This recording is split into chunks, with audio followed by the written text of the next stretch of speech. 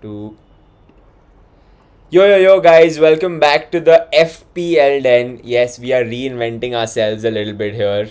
We've gone from the football den to the FPL den because we realized over the course of the year that that's what we're more interested in. I think you guys are too. So, what we have today for you is defender picks for the upcoming season. Mainly players who you can start with for this particular season, and then we'll take it from there. So, okay, sir, why don't you take the lead on defender picks? Sure thing. Let me take you through the budget picks initially. Budget picks are 4 million to 4.5 million. As you can see, the three choices that I've gone with here are all 4.5 million. There's a reason for that. We'll get to that later. But from the stats, you can see these three are really popular in the FPL community as well, especially Ailing and Ben White. Not so much Dyer. You could think of it sort of as a differential as well. But the first five fixtures, or specifically to say the second, third, fourth fixture, is really, really easy for Spurs. But the new manager, I think they're going to be a lot more defensive. That's a definite advantage if someone wants to start off with a 4.5 million defender who's a bit different as well. Let's look at some of the stats going through. Clean sheet wise, Ben White obviously has got 12 clean sheets. Ailing's got 12 as well. The much lower obviously for Dyer, but that's only because they had a horrendous fucking season last time. And with Nuno Santos, I think they're really going to improve defensively. And no one's going. Generally teams, like good teams, don't have two bad seasons on a trot. That's my feeling at least. The expected goal, the number of chances created here, you can look at Ailing, 27. That's huge. What else do you expect from a 4.5 mid defender? And he's got 12 clean sheets. He's involved a lot of the times in assists and goals. It's only 6 goals plus assists, but Leeds is now, they've stayed in EPL now for one season. They're only gonna get better. They're used to it. They know what to expect from him now. Mm-hmm. So out of the three, I would definitely consider Ailing. I know a lot of people are turned off by the fixtures initially, but overall he's a very good, very, very good choice. And so is Ben White, I have to say. If you want to go a bit rogue, you can definitely go for Dyer. I'm keeping my eye on Dyer specifically. Yeah, I'm not sure the goals and assist stats are accurate here, but we'll move on. I don't think Dyer scored 6 goals and assists and given 9 assists. Maybe that's a glitch. I don't know. That's a glitch. Yeah. That is definitely a glitch. Yeah, the changes didn't get saved, I'm assuming, but we'll move on.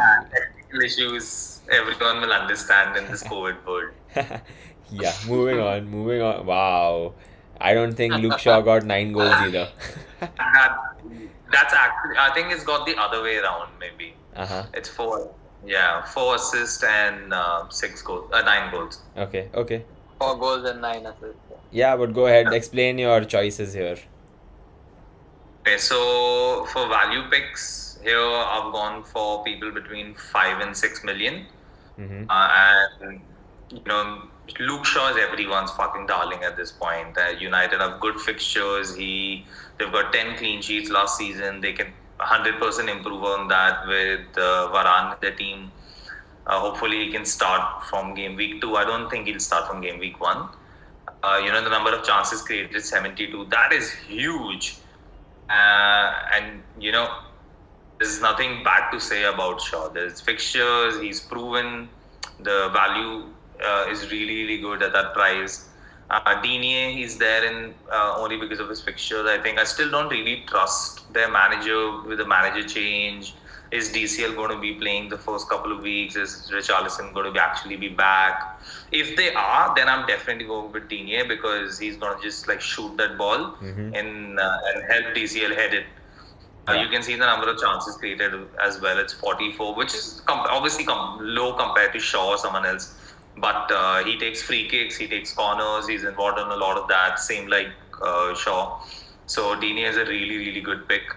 And he's not very far off on clean sheets, which is really surprising when I was doing my analysis. He's 9 compared to like Shaw's 10. It seems like I would have imagined Everton didn't do as well, but the data shows otherwise. So and Cresswell is actually my favorite all of them. I could have easily gone with Kufal as well, but Cresswell is on free kicks, on corners, with Antonio up top. He just blasts the ball in, and that assist factor is there. You can see he actually got 13 assists last season and 11 clean sheets. That's huge. That's actually one more than United. So that's pretty amazing. Chance created as well. A lot of chances, like we said, because he takes free kicks and corners. So yeah, if you're only chasing the fixtures, obviously Shaw and Dini are really, really good. Dini better than Shaw in terms of only fixtures, but value-wise, Shaw is brilliant. And you want to go a bit rogue, Kufal or Cresswell. It depends on how much money you got. Yeah, I think Kufal is for 5 and Cresswell for 5.5. So yeah, you can save that extra 0.5 mil and put it elsewhere in your team. Moving on, we have the premium picks here.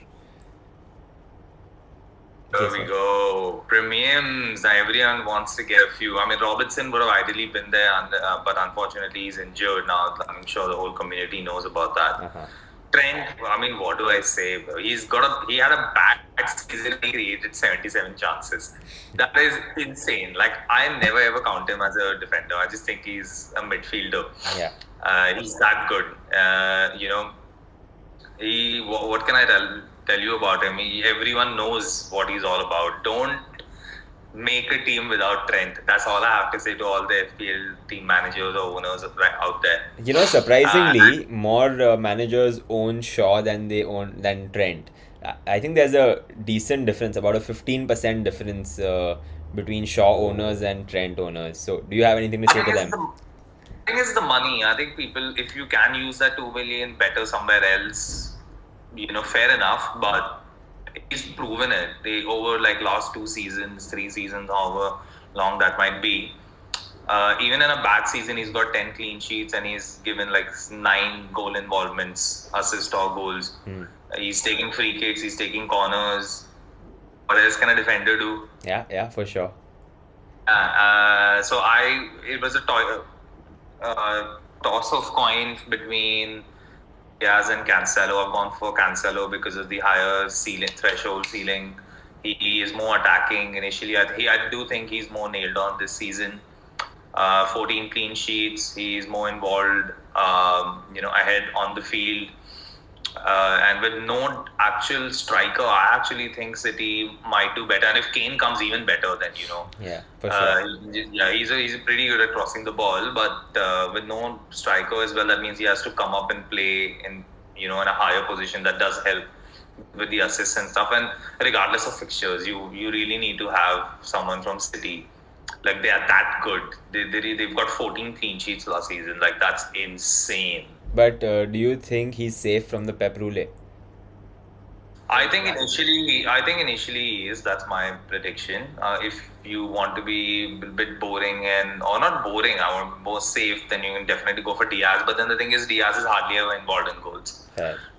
Cancelo's proven that he can always be more involved, Yeah. and that's what you want. No? If you're spending 6 million, you're only going to spend it for a clean sheet. Yeah, fair.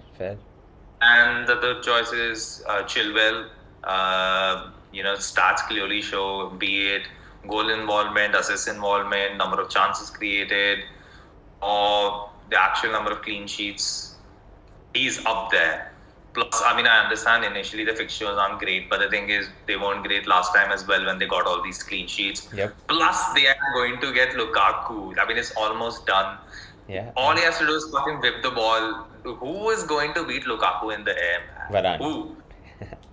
We have to see. We will see. So he has a point to prove, Lukaku, which is why the people around him can benefit from it, and that's why Chilwell is there. I think Chilwell, maybe the first game week he might not play, being involved with England and stuff like that. But after that, he's fixture proof. He really is. For sure. I think Chelsea defense as a whole is fixture proof. Rudiger, Chilwell, and I think those are the only 2 players who are sure starters for me right now. So yeah, Chilwell is definitely a good shout out.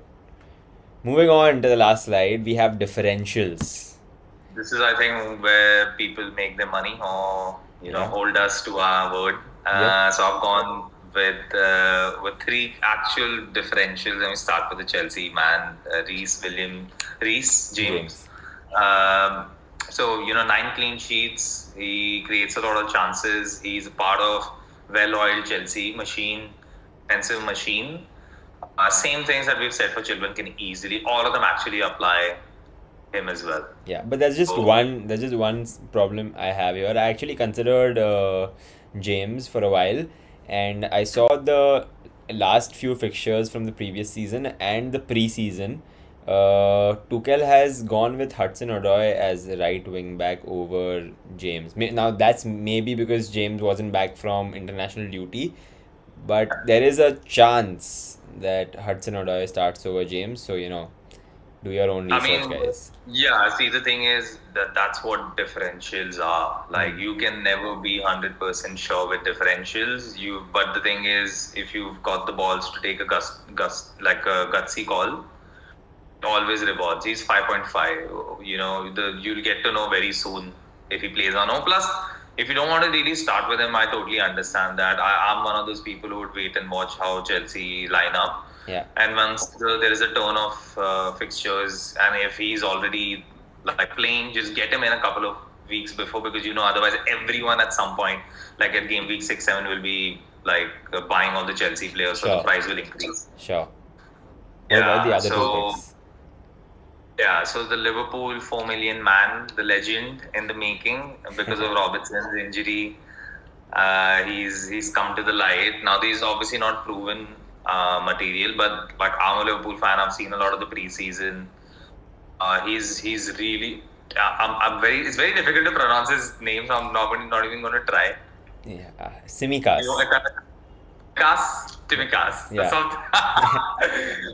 So it's a bit of a funny one. So anyway, but the thing is, if you're getting a 4 million defender who's part of Liverpool, and really, really attacking. I've been watching all the preseasons. He's played more or less all the games. He's super attacking. He's given a few assists already. He's combining well on the left-hand side, and with Robertson out for at least the first 4 game weeks, why not take advantage? It's going to free up so much of the money. Yeah. That's true. From what I've heard is there is a chance that at least for 1 or 2 games out of the 4 that are there before the international break, Milner might start at right back. What do you think about that? I mean, left back. Left back, my bad. Yeah. No way. I'm someone who's following Liverpool since a very long time and has followed all preseason games. I'm 100% sure he's nailed on. Okay. And then the middleman, the Junt, as I call him, the 4 million, another 4 million legend in the making. If Leicester doesn't buy a defender, so everyone sort of had Fofana, I think, for 4.5. Yeah. He got injured, and Amati, if I'm not wrong, if I'm correct. Yeah. Correct. So he's 4 million. He played the last game in the preseason against City. Oh no, sorry, not Community the preseason, Shield. the Community Shield. Yeah. So he does look nailed on for the time being.